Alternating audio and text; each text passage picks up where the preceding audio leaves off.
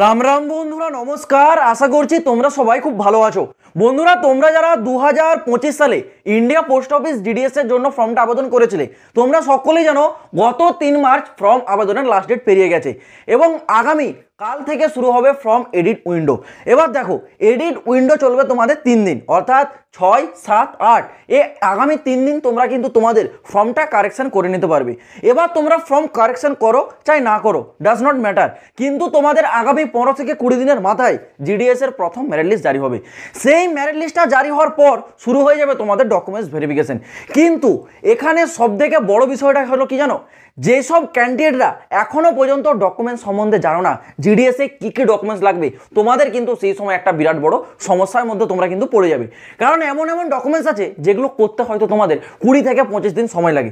এবার যখন তোমাদের মেরিট লিস্টটা জারি হয়ে যাবে, সেই মুহূর্তে দাঁড়িয়ে কিন্তু কেউই সেই ডকুমেন্টসগুলো তোমরা রেডি করতে পারবে না বা বের করতে পারবে না।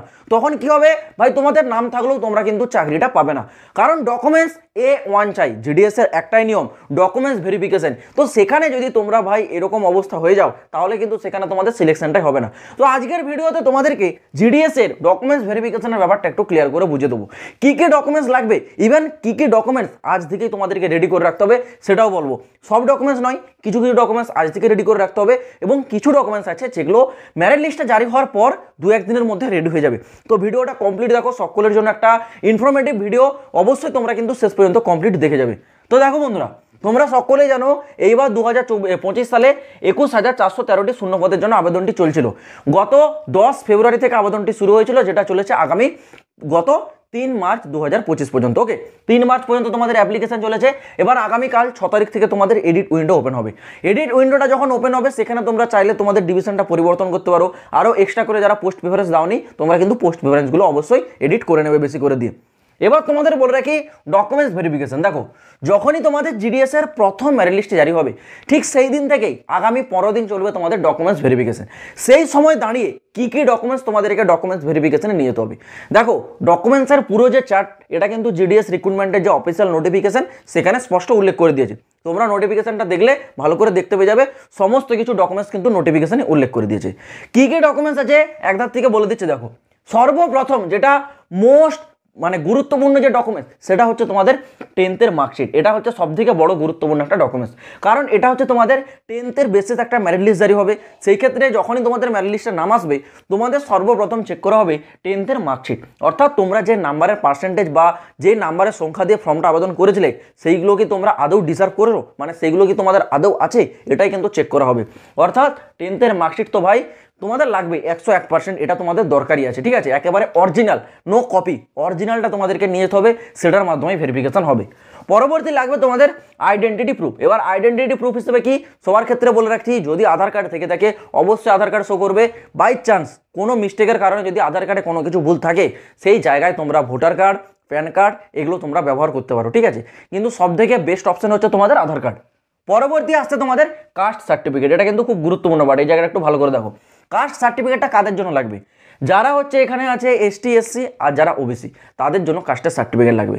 এবার দেখো, এই যে কাস্টের সার্টিফিকেট, এটা কিন্তু অবশ্যই সেন্ট্রালে থাকতে হবে। ঠিক আছে, আমি জানি গতবার রিক্রুটমেন্ট 2024-এ অনেকে ইউটিউবে মহান মহান ব্যক্তি ছিল যারা বলেছিল যে এটা তোমাদের রাজ্যের বিডিও অফিসে গিয়ে, এসডি অফিসে গিয়ে একটা সার্টিফিকেটের নামে একটা সই করে নেবে, সেগুলোও চলবে। ভাই এটা কখনোই সম্ভব নয়, আমি তোমাদের বলে রাখছি। ঠিক আছে, জিডিএস হচ্ছে একটা সেন্ট্রাল গভর্নমেন্টের আন্ডারের চাকরি, যদিও সেটা পার্মানেন্ট চাকরি হিসেবে সেন্ট্রাল গভর্নমেন্ট ধরে না, কিন্তু এটা দেখতে গেলে একটা সেন্ট্রাল গভর্নমেন্টের আন্ডারে। তাছাড়াও জিডিএস এর যে রিক্রুটমেন্টের নোটিফিকেশন, ভাই সেখানেই তো তোমাদের ফর্মেটটা দিয়ে দিয়েছে, স্ক্রিনে দেখাচ্ছি দেখে না। এটা হচ্ছে এসটি এসসি কাস্টের সার্টিফিকেটের ফর্মেট। এই ফর্মেটটা যে দেখতে পাচ্ছ স্ক্রিনে, এই ফর্মেট অনুযায়ী তোমাদের সার্টিফিকেটটা তৈরি করতে হবে। যদি বলে রাখি ওবিসিরও ফর্মেট কিন্তু সেই নোটিফিকেশনে দেওয়া রয়েছে, দেখো স্ক্রিনে দেখতে পাচ্ছ, এটা হচ্ছে ওবিসি কাস্ট সার্টিফিকেটের ফর্মেট। এই অনুযায়ী তোমাদের ওবিসির কাস্টের সার্টিফিকেটটা তৈরি করতে হবে। তো বুঝতে পারছো, ফর্মেট আর কোথাও নয়, জিডিএস অফিসিয়াল যে রিক্রুটমেন্টের নোটিফিকেশন, সেখানেই কিন্তু প্রোভাইড করে দিয়েছে। তাহলে তার বাইরে যদি তোমরা কাস্টের সার্টিফিকেট তৈরি করো, তাহলে কি সেগুলো তোমাদের ধার্য করা হবে? কখনোই করা হবে না। যেগুলো অফিসিয়ালিভাবে দিয়েছে সেই অনুযায়ী তোমাদেরকে তৈরি করতে হবে। ঠিক আছে, তো যাদের কাস্টের সার্টিফিকেট নেই, তৈরি করে রাখো আজ থেকে, কারণ এটা বের করতে একটু টাইম লাগে। যখন তোমাদের মেরিট লিস্টের নাম চলে আসবে, তখন যদি তোমরা যাও কাস্টের সার্টিফিকেট বের করতে, তাহলে ভাই তোমাদের ডকুমেন্টস ভেরিফিকেশন কমপ্লিট হয়ে যাবে, তবু তোমরা হাতে সার্টিফিকেটটা পাবে না। আর ডকুমেন্টস তোমাদের ভেরিফিকেশন করা তো অনেক দূরের কথা। বুঝতে পারলে, কাস্ট সার্টিফিকেট আজ থেকে রেডি রাখো। পরবর্তী হচ্ছে পিডাব্লিউডি সার্টিফিকেট, এটা হচ্ছে যারা ফিজিক্যালি হ্যান্ডিক্যাপ, ঠিক আছে। পিডাব্লিউডি সার্টিফিকেট তোমরা কিন্তু তৈরি করে রাখো, যদি তোমাদের থেকে থাকে খুব ভালো, সেটাই নিয়ে যাবে। কারণ যখন তোমরা সার্টিফিকেট দেখবে তখনই তোমরা তোমাদের ক্যাটাগরি অনুযায়ী ছাড়টা পাবে, না হলে ছাড়টা পাবে না, বুঝতে পারলে। যারা পিডাব্লিউডি ক্যান্ডিডেট তোমাদের সার্টিফিকেট লাগছে। আর লাগছে কি ইডাব্লিউএস সার্টিফিকেট। এবার দেখো যারা ইডাব্লিউএস ক্যান্ডিডেট আছো তোমাদের এটা কিন্তু প্রতি বছরে সার্টিফিকেটটা চেঞ্জ হয়, ঠিক আছে। যদি তোমাদের কাছে ইডাব্লিউএস সার্টিফিকেট থেকে থাকে, সেটা যদি 1 বছর পুরনো হয়ে গেছে, 2 বছর, 3 বছর, তাহলে ভাই সেটার কথা ভুলে যাও, নতুন করে ইডাব্লিউএস সার্টিফিকেট তৈরি করো। কারণ প্রতি বছর মার্চ মাস থেকে, ধরো তোমরা 2025 সালের মার্চ মাসে করলে, সেটা 2026 সালের মার্চ মাসে কিন্তু সেটার ভ্যালিডিটি শেষ। আবার ঠিক পরের বছরটা সেরকম, মানে ইডাব্লিউএস এর একটি সার্টিফিকেট 1 বছরের ভ্যালিডিটি থাকে, 1 বছর পেরিয়ে গেলে তার ভ্যালিডিটি আর থাকে না। সেই ক্ষেত্রে যারা ইডাব্লিউএস আছো, কাস্টের সার্টিফিকেট যদি তোমাদের 1 বছরের বেশি হয়, নতুন করে কিন্তু করে রাখবে, ঠিক আছে। পরবর্তী হচ্ছে দেখো আরেকটা গুরুত্বপূর্ণ সার্টিফিকেট, সেটা হচ্ছে মেডিকেল সার্টিফিকেট। এটা তো ভাই সকলের জন্য লাগবে, ঠিক আছে, সে তুমি যে ক্যাটাগরি হও, যে কাস্টের হও, এই সার্টিফিকেটটা সবার লাগবে। এবার যদি বলে রাখি মেডিকেল সার্টিফিকেট কোথায় পাবে, ভাই মেডিকেল সার্টিফিকেট আমার কাছে আছে, ঠিক আছে। আমি তোমাদেরকে প্রমাণস্বরূপ স্ক্রিনে দেখিয়ে দিচ্ছি, দেখো এটা হচ্ছে মেডিকেল সার্টিফিকেটের ফরম্যাট। এটা আমি তোমাদের সুবিধার্থে তৈরি করেছিলাম, ঠিক আছে। এবার এই সার্টিফিকেটটা এখন আমি তোমাদেরকে দিচ্ছি না এই কারণে, কারণ এই সার্টিফিকেটটা তাদেরই লাগবে যাদের মেরিট লিস্টে নাম আসবে, ঠিক আছে। আর এটা তৈরি করতে একদিনের ব্যাপার, কয়েক ঘন্টার ব্যাপার। আমি সার্টিফিকেটের ফরম্যাটটা তোমাদেরকে দিয়ে দেবো, তোমরা ডাউনলোড করে নেবে। সেখানে গিয়ে যা যা সাইন করার আছে তোমার নাম টাম লিখে, এবং সাইনটা কোথায় করাবে, একটা গভর্নমেন্ট অথরাইজ হাসপাতালের কোনো ডাক্তার বা কোনো সরকারি অথরাইজ যে ডাক্তার হয় বা হেলথ সেন্টার যেখানে হয়, যারা সরকারি অথরাইজ, ঠিক আছে, কোনো বেসরকারি জায়গায় সিগনেচার করাবে না। কারণ নোটিফিকেশনে বলা রয়েছে গভর্নমেন্ট অথরাইজ একটি ডাক্তার যার রেজিস্ট্রেশন নাম্বার রয়েছে। রেজিস্ট্রেশন মানে তোমার রিক্রুটমেন্টের রেজিস্ট্রেশন নাম্বার, সেটা নয়। সরকারের যারা ডাক্তার হয় তাদের একটা সরকারি রেজিস্ট্রেশন নাম্বার থাকে, সেটা যেন থাকে, সেটা দিয়ে সিগনেচারটা করাতে হবে, ঠিক আছে। তো এটা আমি তোমাদেরকে পরে বলে দেবো যখন মেরিট লিস্টটা জারি হবে।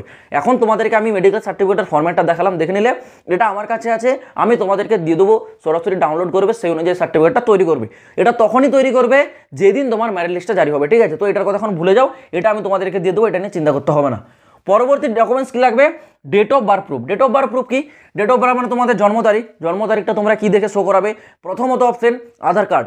যদি আধার কার্ড তোমাদের সব কিছু ঠিকঠাক থাকে, আধার কার্ডটা দেবে, সেখানে তোমাদের ডেট অফ বার্থ প্রুফ হিসেবে যেটা আছে সেটা তোমাদের হয়ে যাবে, ঠিক আছে। যদি আধার কার্ডে কোনো কিছু ভুল থাকে, সেই জায়গায় সেই একই option pan card, pan card, voter card বা মাধ্যমিকের যে মার্কশিট বা অ্যাডমিট হয়, সেইগুলো তোমরা নিয়ে যেতে পারো, ঠিক আছে। সেখানেও তোমাদের ডেট অফ বার্থটা মেনশন থাকে। এই কয়েকটা জিনিস তোমরা মাথায় রাখো, এই ডকুমেন্টসগুলো কিন্তু তোমাদের লাগবে, ঠিক আছে। এছাড়াও একটা ডকুমেন্টস থাকে তোমাদের, যেটা ট্রান্সজেন্ডার ক্যান্ডিডেট, যারা ট্রান্সজেন্ডার আছে তাদের জন্য, তাদের একটা ট্রান্সজেন্ডার সার্টিফিকেট হয়, ঠিক আছে। তো এটা সবার জন্য নয়, যারা ট্রান্সজেন্ডার আছে তাদের সার্টিফিকেট, এছাড়া আর কিছু নয়। এবার যাদের মনে প্রশ্ন রয়ে গেল, দাদা এখানে কি কম্পিউটার সার্টিফিকেট লাগবে, দাদা এখানে কি কোনো এক্সট্রা কোনো কোয়ালিফিকেশনের সার্টিফিকেট লাগবে, ড্রাইভিং লাইসেন্স লাগবে, একদমই না, কোনো ড্রাইভিং লাইসেন্স লাগছে না, কোনো কম্পিউটার সার্টিফিকেট লাগছে না। কিন্তু যার কাছে কম্পিউটারের সার্টিফিকেট আছে সে কিন্তু নিয়ে যাবে, তাহলে কিন্তু তোমাদের সেখানে একটু অ্যাডভান্টেজ দিলেও দিতে পারে। কিন্তু কম্পিউটার সার্টিফিকেটের কোনো কথা বলা হয়নি, কোনো চা হবে না, যদি থাকে অবশ্যই নিয়ে যেতে পারো। আমি বলছি ডেফিনেটলি তোমরা কিন্তু সার্টিফিকেটটা নিয়ে যাবে যদি তোমাদের কাছে থেকে থাকে, আদারওয়াইজ কোনো প্রয়োজন নেই। আর হ্যাঁ, যতগুলো ডকুমেন্টসের কথা বললাম, প্রতিটা অরিজিনালে তোমাদের ডকুমেন্টস সহ 2 কপি করে photo with self attested. Self অ্যাটেস্টেডের অর্থটা কি, ধরো এটা হচ্ছে তোমাদের 10th মার্কশিট, তো এটাকে যখন তোমরা 2 কপি জেরক্স করবে, ধরো এটা হচ্ছে জেরক্স, ঠিক আছে। জেরক্সের নিচে তোমার একটা সিগনেচার করবে, বা জেরক্সের নিচে যদি জায়গা না থাকে তাহলে এর হচ্ছে ব্যাক সাইডে একটা সিগনেচার করে দেবে। এটার অর্থ হলোই সেলফ অ্যাটেস্টেড, ঠিক আছে। তো একটা কপি তো তোমরা কিন্তু তৈরি করবে, সেই কপিগুলোতে তোমরা কিন্তু তোমাদের সেলফ অ্যাটেস্টেড মানে নিজের সিগনেচার করে নিয়ে যাবে। তো আশা করছি ডকুমেন্টস ভেরিফিকেশনের ব্যাপারটা পুরো বলতে বললাম। এটাই হচ্ছে তোমাদের জিডিএস এর সবথেকে বড় ইম্পর্টেন্ট পার্ট। এটাকে যদি তোমরা ভালো করে ক্লিয়ার করে নিতে পারো, তাহলে ভাই তোমরা কিন্তু চাকরিটা পেয়ে যাবে। তো চলো বন্ধুরা, আজ ভিডিওটা এই পর্যন্ত থাক। জিডিএস এর এরকমই প্রতিটা লেটেস্ট আপডেট পাওয়ার জন্য এই চ্যানেলটা কিন্তু তোমরা সাবস্ক্রাইব করে রাখবে। তো দেখা হচ্ছে আবার পরের ভিডিওতে নতুন কোনো আপডেটের সাথে। জয় হিন্দ, বন্দে মাতরম।